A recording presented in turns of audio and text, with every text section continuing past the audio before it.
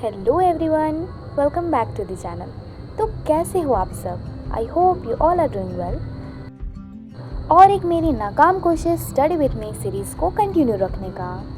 इस सीरीज़ को कंटिन्यू रखने के लिए मुझे पढ़ना पड़ेगा और पढ़ाई मुझसे हो नहीं रही। तो चलिए फिर और एक कोशिश कर लिया जाए।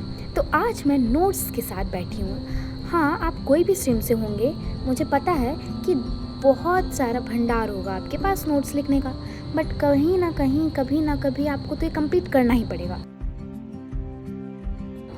नोट्स लिखते लिखते तो भाई सबकी हालत ख़राब हो जाते हैं, पर फिर स्कूल के टीचर के याद आते हैं और फिर अपने ट्रैक में लग जाते हैं। तो इस राइम के लिए आपको वीडियो लाइक करना ही पड़ेगा। तो आप मेरे तरह बुक्स और या इंटरनेट के हेल्प से डायरेक्टली नोट्स बनाते हैं तो आपके लिए सब ट्रिक बहुत यूज़फुल है।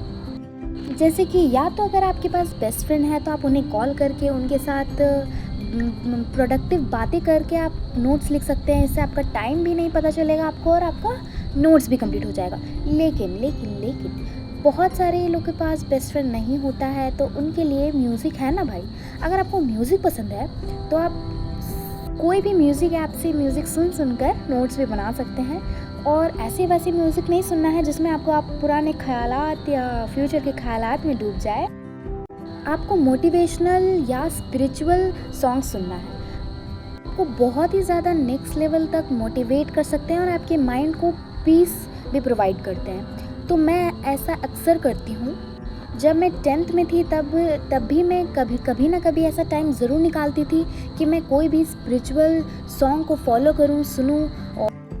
And it was really helpful for me, क्योंकि ये आपके माइंड को डाइवर्ट करने से रोकता है, आपके गोल तक आपको पहुंचाता है और आपके सराउंडिंग में बहुत सारी पॉजिटिव वाइब्स भी प्रोवाइड करता है। और अगर आपका माइंड बहुत ज़्यादा जल्दी डाइवर्ट हो जाता है तो आप एक पीसफुल जगह में बैठ के भी चुपचाप से नोट्स बना सकते हैं, क्योंकि अगर आप सॉन्ग्स या फिर किसी से बातें करोगे तो हो सकता है आप डाइवर्ट हो जाए और आपको जो इम्पॉर्टेंट पॉइंट्स है लिखना वो आपका छूट जाए। तो ये गलती आपको बिल्कुल नहीं करनी है, क्योंकि जैसा मैं हर वीडियो में बोलती हूँ, नोट्स जो हैं वो बहुत ही ज़्यादा वाइटल पार्ट होते हैं हमारी स्टडीज़ की। अगर आप 11th-12th में हो, कोई भी स्ट्रीम के हैं, डजेंट मैटर, लेकिन एट द एंड आपने नोट्स अच्छे से नहीं बनाया है तो आप बहुत प्रॉब्लम्स में फंस सकते हैं। जैसे कि लास्ट टाइम आप बहुत ज़्यादा कंफ्यूज होंगे कौन से रिसोर्स से पढ़े, कौन से रिसोर्स से नहीं पढ़े। आप अपने नोटबुक में नोट्स बनाते वक्त ही डिसाइड कर लीजिए कि आपको कौन से रिसोर्स को फॉलो करना है और किसे स्किप। तो ये आपको बहुत ज़्यादा हेल्पफुल होगा। तो लाइब्रेरी में कई घंटे बिताने के बाद मैं फाइनली पैकिंग कर रही हूँ और घर जाने के लिए एक्साइटेड हो रही हूँ, क्योंकि मुझे बहुत ज़ोर से भूख लग गया है। तो ये थोड़ा सराउंडिंग का वाइब्स लेते हुए बहुत ही मस्त। और आप लोग को पता है कि मुझे नेचर से बहुत ज़्यादा अट्रैक्शन है। घर पहुँचने के बाद एक लॉन्ग ब्रेक लेने के बाद मैं फिर बैठ गई हूँ नोट्स लिखने। और ये देखिए, मैं खुद के टिप्स खुद भी फॉलो करती हूँ, हवा में नहीं बोलती हूँ।